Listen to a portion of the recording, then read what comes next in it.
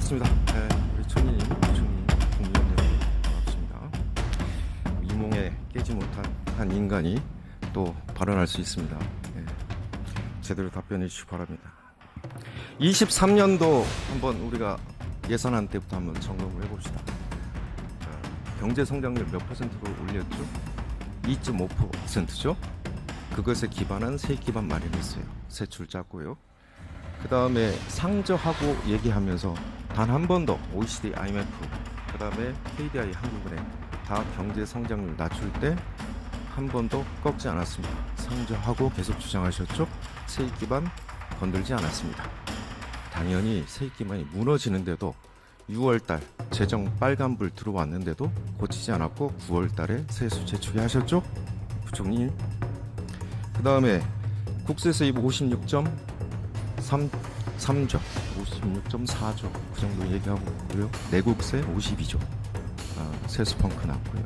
거기에 따라서 지방 교부세, 교부금 다 연동돼서 불용 처리라고 말씀하셨죠. 18.6조. 그 다음에 관리재정 수지 87조 원 적지 않았습니다. 국가부채 60조 늘어났고요. 24년도는 어떻습니까? 지금 7월 말 현재 국세 수입 8.8조 전년 대비. 그러면 23조 올렸죠? 세입 예산이 23조 올렸으니까 이대로 가면 32조 정도 세수 펑크 예상이 된다. 맞습니까? 올해 부분에 대해서는 좀 재추계 중이니까. 그러니까 5월달... 이대로 가면 32조 세수 펑크 예상이 됩니까? 의원님을 예상. 세테리스 페리버스 이대로 가면 맞습니까? 이대로 가면 그렇습니다. 네, 32조 이대로 가면 32조 세수 펑크 납니다. 관리재정 수지 6월 말 103.4조 맞죠? 네. 이런 6월 말 누적으로 103.4조 기록한 게 코로나 빼고 있습니까? 없죠. 월별 관리재정 수지 다 나오니까 그것도 마찬가지고. 자, 이제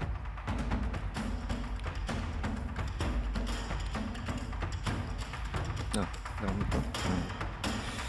대통령께서 400조 부채 얘기하셨어요. 누구가 어떤 데이터예요? 누구 데이터예요? 총리님. 네네. 문재인 정부 400조 부채 누구 데이터입니까? 짧게 팩트만 얘기해 주세요. 네. 어디서 나온 데이터예요? 문재인 정부 5년 동안에 절대 규모로서 아니요. 어디서 나온 데이터냐고 그러니까. 그거는 저희 그 통계에 다 월별로 국가 채무 다 잡히죠. 월별로요? 예. 월별로도 국가 채무 다 잡혀요. 이건 그냥 연별로 다 잡혀요. 월별로도 잡혀요. 네, 아마 그렇겠죠. 그건 제가 뭐 그렇게. 재정 동향 보시면 다 나옵니다. 네. 자, 문재인 정부 시작은 사실 5월인데 2016년 말 기준으로 343.8조입니다. 5년 동안. 그 안에 코로나 위기 있었습니다. 자, 중기 재정 계획까지 넣어서 윤석열 정부 383.2조입니다. 어디가 더 늘어나요? 22년도 5월에 62조 추경했죠? 총리님 기억하셔요? 의원님 말씀드릴까요? 아니, 그러니까 62조 팩트만 확인하는 거예요. 팩트만 계속 확인할 겁니다. 62조 추경했죠? 네. 네. 그 전에 16.9조 1회 추경했어요. 문재인 정부. 그러나 62조 추경할 때는 국채를 발행하지 않았습니다. 아, 그러니까 결과적으로는 그게 어찌됐건 관리재정 수지 적자로 재정동향 안 보셨어요? 월별로 나오는 거? 아니 그러나 지금 우리는 국가 부채를 얘기하고 있는 거죠. 아, 그러니까 국가 부채도 늘었다니까요. 아니 관리 재정 수지를 얘기하고 있는 게 관리 재정 수지 플러스 국가 부채가 늘었어요. 아니, 그때는 오히려 국채를 갚았습니다. 의원님 잘 아시겠습니다. 아니, 그거는 보세요. 팩트입니다. 예산안 대비 보세요. 예산안 그건 대비. 팩트입니다. 아니, 그러니까 예산안 대비 다시 한번 2022년, 보시라고요. 23년도를. 아니 2022년 추경은 네. 국채를 오히려 줄였어요. 아니, 그러니까 예산안 대비 보시라고요. 다시 한번 보시고요. 그러면 국가 부채가 22년도, 23년도, 24년도, 25년도, 16년, 5개년 동안에 383.2조. 400조는 틀렸습니다. 다시 한번 대통령께 말씀하세요. 우체국 보호 적립금 문제 다시 한번 좀 제가 짚고 넘어야 되겠는데 2차관 네. 부총리 같이 답변하세요. 네. 회계 기금 간 거래이기 때문에 원래는 이게 예수 예탁으로 잡혀야 돼요. 그런데 차입했어요. 우체국 보험 적립금에서 회계 기금 간 거래라고 봤다고 그랬어요. 그래서 코드도 디브레인 코드에 코드가 없다. 그래서 기타 민간 차입금으로 했다. 이렇게 발언한 건 맞죠? 네, 맞습니다. 자, 우체국 보험 특별회계법 4조 1항은요. 2조가 세입, 3조가 세출, 4조가 우체국 보험 적립금이라고 민간인들이 따로 적립한 적립금을 따로 둔다라고 되어 있어요. 그래서 우체국 보험 특별회계 내 구분 계리되어 있습니다. 이게 유일한 게 하나 있어요. 조달 특별회계. 그게 유일해요. 자, 그런데 한국은행에 제가 다시 한번 물어봤어요. 계정이 안에 있냐 밖에 있냐? 특별회계 밖에 있습니다. 적립성 계정은 밖에 있습니다. 그 다음에 6조 1항 3호에 보면 차입해야 돼요. 왜? 국가 내에 회계 기금 간 거래이면 저렇게 둘 수가 없죠? 적립금은 국가 대출해 주는 거예요. 왜 국가로 대출해 줘요? 그냥 국가 없애지? 국가 내 회계라며요. 회계 기금 간 거래라며요. 그 다음 지금 국가정부 13조 1항을 보면요. 전입절출을 할 수 없는 게 있어요. 우체국 보험 특별회계로 딱 1호에 박혀 있어요. 국가정부 13조 1항 1호. 그래서 적립금은 민간 적립금이기 때문에 특별히 관리해라라는 의미입니다. 13조 1항 아시죠? 부총리님? 네, 네. 보고 있습니다. 자, 국가회계 편람 20년도 이게 기재부 작성합니다. 뭐라고 해요? 예금 가입자와 보험 계약자에 있어 국가가 임의적으로 사용할 수 없다. 저게 국가회계 편람이에요. 그래서 주인은 누구냐? 국민입니다. 그래서 마음대로 정부가 갖다가 쓰면 안 된다라는 거예요. 회계 기금 간 거래가 아니라는 거예요. 다음. 이게 구공공자금 관리기금법이 있었어요. 지금 없습니다. 그때 지금 6조 1항 2호에 우체국 예금 보험에 관한 법률에 따른 우체국 예금이 예탁할 수 있도록 되어 있습니다. 예탁. 차입 아닙니다. 예탁입니다. 다음. 그런데 기재부 주장이 이제 선례가 있다. 이런 말씀하셔요. 2007년까지 선례가 있었어요. 자, 그 다음. 근데 2007년 공공자금 관리 기금의 예탁 부분을 보면 우체국 보험 특별회계 제6조 1항입니다. 1항의 제8호. 예탁 써 있습니까? 안 써 있습니까? 차입이라고 써 있어요? 예탁이라고 써 있어요? 회계 기금 간 거래이면 예탁이고 민간 자금이면 차입금입니다. 예탁이라고 써 있죠? 근데 그거 없어졌어요. 23년 법은 그냥 국가, 객체화한 국가, 민간이 국가에 대출해 주는 겁니다. 다음. 그래서 민간한테 이렇게 차입할 때는 어떻게 해요? 차입금은 예산 총칙에 들어가야죠. 들어가야죠. 그래서 국가부채 계상을 해야죠. 왜 2007년 구공공자금 관리법 가지고 전례가 있다. 23년도 법이 달라요. 개정도 달라요. 그런데 이걸 민간 차입금을 했어요. 그 다음. 그래서 제가 디브레인 코드 찾아봤어요. 예수금 예탁금이 있어요. 왜 기타 민간 차입금으로 이렇게 했습니까? 내부 거래를 하면서 있어요. 코드. 실무자, 재정관리관, 기타 민간 차입금으로 했다고 그랬습니다. 국가 회계 낸데. 그 다음. 그리고 별도로 차입금 이전 상환 지출을 지금 올해 이자를 갚아야 되니까 별도로 또 디브레인 코드를 만들어요. 그 다음. 근데 또 2,500이 어디 있는지 회계 기금 간 거래에서 찾아보면 없어요. 없습니다. 그다음. 그래서 결국에는 23년도 우체국 보험금을 왜 끌어다 썼을까? 왜 공자기금 거치지 않고 정보통신기금으로 바로 보냈을까? 그다음. 정보통신기금이 그다음 보여주세요. 그다음. 공자기금 일단 20%가 넘어요. 2,500을 갖다 쓸 때는. 왜냐하면 자체 변경을 하면 국회에 보고할 필요가 없죠. 그런데 2,500억 갖다가 공자기금에서 다시 쏘면 넘어가죠. 그 한계입니다. 그 다음.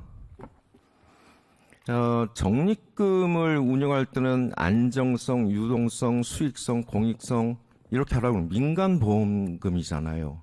그렇죠? 그 다음. 우체국 보험계정 운용 수익률을 보니까요. 5.12%입니다. 그런데 얼마로 했어요?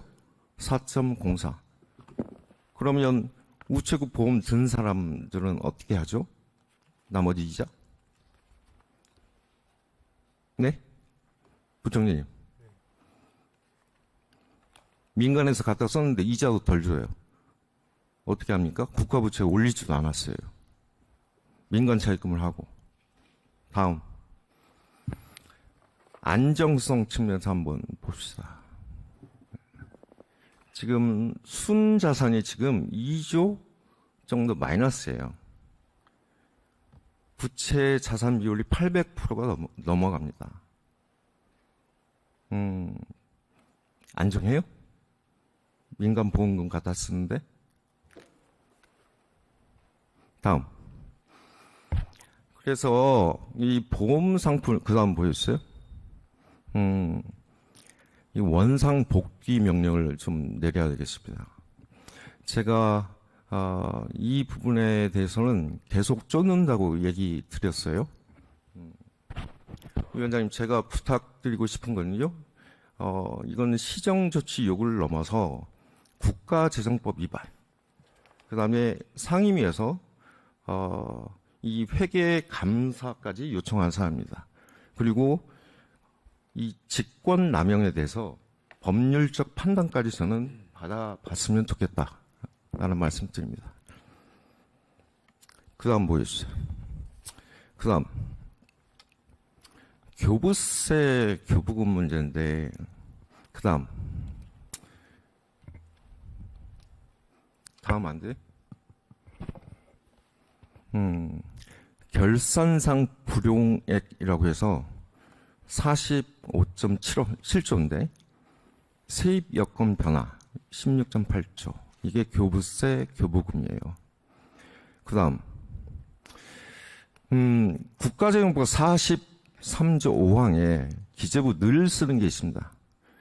예산 배정 계획을 조정하거나 유보, 보류한다.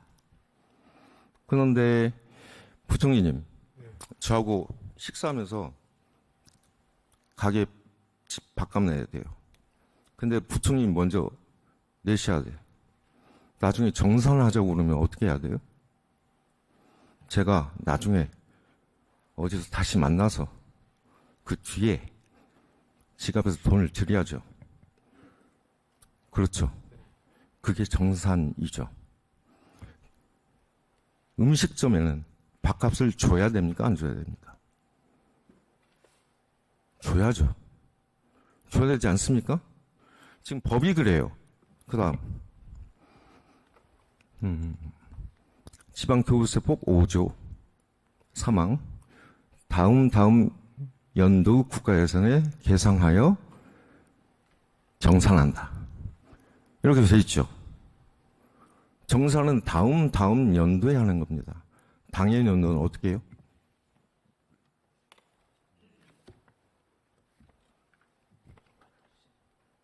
다음 연도에 정산하고, 네. 당해 연도에 어떻게 해야 돼요?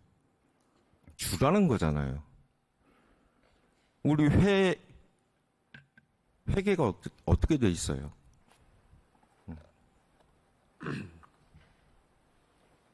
회계가 1년 단위 아닙니까? 네. 보류, 유보하면 1년 단위에서 끝나야죠. 1년 단위에서 끝나야죠.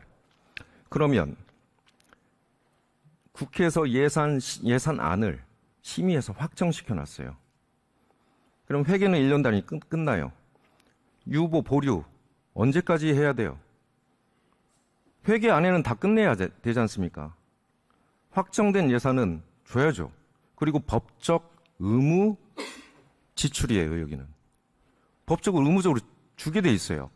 그런데 그거를 불용 처리한다? 그리고 정산은 다다음 연도에 하기로 돼 있는데 그 정산을 미리 한다? 법 위반입니다. 부총리님, 국가재정법 위반이에요. 어떻게 국가재정법을 그렇게 해석하십니까? 그러면서 어떻게 국회 심의하고 확정된 예산안이 확정되면 예산이 되지 않습니까? 어떻게 국가재정법을 과도하게 그렇게 남용해서 해석을 하나요? 그건 확정권에 대해서 위배되는 거 아닙니까? 국가재정법 위에 헌법이 있지 않습니까? 54조 1항. 국회 예산 심의 확정권이 있지 않습니까? 그 다음. 근데 이게 지방의 지출 자체가 크게 줄지는 않는 것으로 저희는 파악하고 있습니다. 그 다음. 이렇게 대답을 하셨어요. 재정안정화기금 쓰면 되니까. 그리고 통합재정안정화기금이 각 지방에 있고, 교육청도 마찬가지고. 그 다음에 보세요. 근데 서울시하고 상위 10개 자치단체가 통합재정안정화기금 적립금의 27.5%를 차지하고 있어요. 서울, 경기, 성남, 화성은 불교부 단체 3.3조 빈익빈 부익부 상황이에요. 자, 적립금 없는 지자체 수 몇 개예요? 19개 있죠? 20억 미만이 12개, 100억 미만이 또 12개, 100일에서 500억 사이가 72곳입니다. 그러면 저런 데들은 어떻게 해요? 교부세 안 주면? 이미 내시를 통해서 다 확정된 예산을. 자, 그 다음. 그래서 23년도에 어떻게 되냐? 지자체 융자원금, 이게 지방채 발행해서 다시 갚는 겁니다. 얼마 갚아요? 7.6%밖에 못 갚아요. 그 전년도에 140% 갚고, 그 전전년도에는 198.9% 갚습니다. 23년도에는 지방채를 못 갚아요. 돈이 없으니까. 그런 상황이에요. 아니, 지방 재정을 부총님은 어떻게 알고 지방 재정에 문제가 없다 이렇게 말씀을 하세요? 그 다음에 법정 배분 비율도 틀려요. 원래 어떻게 되어 있습니까? 보통교부세와 특별교부세 97대 3으로 지방교부세는 배분되게 돼 있죠? 그런데 틀려요. 특별교부세가 지금 3.3%입니다. 더 올라갔어요. 왜? 특별교부세를 더 넣었으니까. 그 다음에 교육부총리. 네. 교육청은 또 틀린 게 있죠? 교부금 내려갔을 때 특별교부금 배정비율 6, 3, 1 맞아요? 틀려요? 네, 맞습니다. 네. 지금 맞아요? 그 맞게 내려왔어요? 그게 이제 연초에 좀 저희가 국가 시책 쪽은 좀 미리 배정이 됐기 때문에 그거 맞추지 못했습니다. 맞추지 못했죠. 그게 법정 배분 비율 맞습니까? 안 맞습니까? 네, 법정 배정 비율이지만 좀 이렇게 불가피하게 좀 맞추지 못했습니다. 뭘 불가피해요? 불용 처리했으니까 그러죠. 세수 펑크나면서 그걸 어거지로 맞추다 보니까 그렇게 된 겁니다. 법적으로 단 하나도 맞추지 못했어요. 위원장님, 지방교부세법 위반, 지방교육재정 교부금법 위반, 이것도 하나 올려두셨으면 좋겠습니다. 그 다음. 그래서 어떻게 돼요? 저 의원님, 네. 정진기금 잠깐만. 말씀하신 걸 답변 시간을 주셔야 이 차례 네. 답변하지 않겠습니까? 지금 네. 1분도 안 남았는데. 알겠습니다. 네. 그래서 여기까지 할게요. 결과는 자립도, 자주도가 낮다. 이 차관 말씀하세요. 네, 우선 두 번째 말씀하셨던 지방교부세 교부금은 다시 말씀드리지만 저희 국가재정법 43조에 따라서 재정 여건을 감안해서 자금 배정을 유보하거나 보류했다는 말씀을 드리고요. 세수 펑크는 본인이 냈잖아요. 기재부가. 그리고 네? 첫 번째 우체국 보험 적립금 2,500억 관련된 부분은 우선 이 부분은 세수 결손하고는 전혀 관련이 없는 부분입니다. 그리고 그러면 잘했다는 거예요 지금? 이 아닙니다. 과정이? 그 부분 그 말씀이 아니고요. 정진기금이 부족해졌고 정진기금에서 공자기금에서 정진기금으로 지원하는 부분은 다 지원을 했고요. 그리고도 정진기금이 부족했기 때문에 우체국 보험 적립금에서 돈을 그러니까 적립금에서 쓰면 안 된다는 거예요. 그렇게. 그 지난번에도 말씀드렸지만 세입 세출 예산 외로 따로 운영한다는 거지 이게 우체국 보험 특별회계 구성 요소가 아니라는 말씀을 드리고요. 아까 국가재정법 13조를 말씀하셨는데 이거는 회계 감사 및 국가재정법 위반, 권리 남용으로 고발 주셔야 됩니다. 위원장님 한 말씀만 더 드려도 되겠습니까? 네, 이철환님 네, 우체국 추가적인 답변을 1분 정도 드리겠습니다. 예, 정리해 우체국- 주시기 바라겠습니다. 네네 우체국 보험 적립금이 세입 세출 외에 또 우체국 보험 특별회계 구성 요소라는 게 우체국 보험 적립금은 관련법 제5조에 따라서 과기부 장관이 관리 운영을 하도록 되어 있고 이걸 하위 규정에 따라서 우정사업본부장에게 위탁해서 관리를 하고 있습니다. 그리고 국가재정법 13조를 말씀을 하셨는데 이 부분은 우체국 보험 적립금을 저희가 전입 전출을 할 수 있는 대상이 아닙니다. 그리고 아까 임의적으로 저희가 갖다 쓰는 게 아니고요. 적절한 이자율을 주고 정지인기금에서 우체국 보험 적립금을 빌려서 썼다는 말씀을 드립니다. 그리고 세무과 관련해서 기타 민간 차입금을 쓸 수밖에 없었던 것은 세입 세출 예산으로 관리되기 때문에 우리 시스템상 기술적으로 예수금이나 예탁금 그 비목을 쓸 수가 없어서 기타 민간 차입금 목을 썼다는 부분은 지난번 기재비 때 저희 담당 국장이 설명드린 바가 있습니다.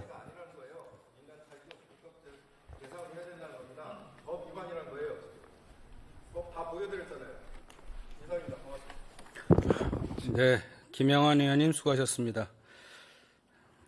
다음은 충북 제천시 단양군 존경하는 엄태영 위원님께서 질의해 주시겠습니다.